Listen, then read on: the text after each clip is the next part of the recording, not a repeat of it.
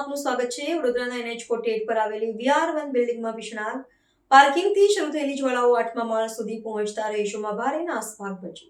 વડોદરા શહેરના national highway 48 પર L&T કંપનીની બરાબર સામે આવેલી VR1 નામની બહુમાળી ઇમારતમાં એક ભીષણ આગ ફાટી નીકળવાની ગંભીર ઘટના સમાવી છે।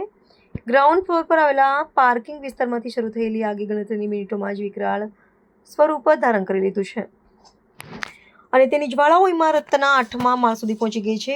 આ ભયાવહ દુર્ઘટનામાં પાર્કિંગમાં રહેલા અનેક વાહનો બળીને ખાખ થઈ ગયા હતા। જો કે સદનસીબે લોકોની સમય સૂચકતાને પગલે કોઈપણ પ્રકારની જાનહાનિના અહેવાલ પ્રાપ્ત થયા નથી।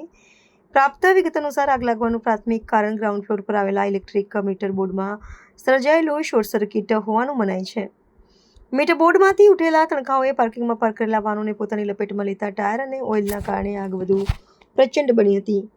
બિલ્ડિંગના ડક્ટ અને ઇલેક્ટ્રિક વાયરિંગ મારફતે ધુમાડાના ગોટેગોટ અને જ્વાળાઓ ઉપરના માળ સુધી પ્રસરતા ફ્લેટના રહીશોમાં ભારે ગભરાટ અને અફરાતફરીનો માહોલ સર્જાયો હતો। જીવ બચાવવા માટે નાગરિકો જીવના જોખમે તાત્કાલિક સીડીઓ મારફતે નીચે દોડી આવ્યા હતા। આ ઘટનાની જાણ થતાં જ પાણીગેટ ફાયર સ્ટેશનનો કાફલો તાબડતોડ ઘટના સ્થળે પહોંચી ગયો હતો। ફાયર બ્રિગેડના જવાનોએ સતત પાણીનો મારો ચલાવીને ભારે જહેમત બાદ આગ પર કાબૂ મેળવ્યો હતો અને ત્યારબાદ કુલિંગની પ્રક્રિયા હાથ ધરી હતી। ફાયર વિભાગના સમયસર હસ્તક્ષેપને પગલે આગ અન્ય બ્લોક્સમાં ફેલાતી અટકી હતી, જેનાથી એક બહુ મોટી હોનારત ટળી શકી છે। હાલમાં સંબંધિત તંત્ર દ્વારા બિલ્ડિંગના બાહ્ય વિસ્તારને થયેલા નુકસાનનો તાગ મેળવવાની સાથે આગ લાગવાના સચોટ કારણો અંગે સઘન તપાસ શરૂ કરવામાં આવી છે। આશરે 4:15 વાગે હમણાં કંટ્રોલ થયું। ફાયર કોલ મળતા પાણીગેટ ફાયર સ્ટેશનનો સ્ટાફ, VRC ફાયર સ્ટેશનનો સ્ટાફ અને ગાજોડી ફાયર સ્ટેશનનો સ્ટાફ ત્રણેય ફાયર સ્ટેશનનો સ્ટાફ મળીને ઘટના સ્થળે આગ બહુ પ્રચંડ હતી।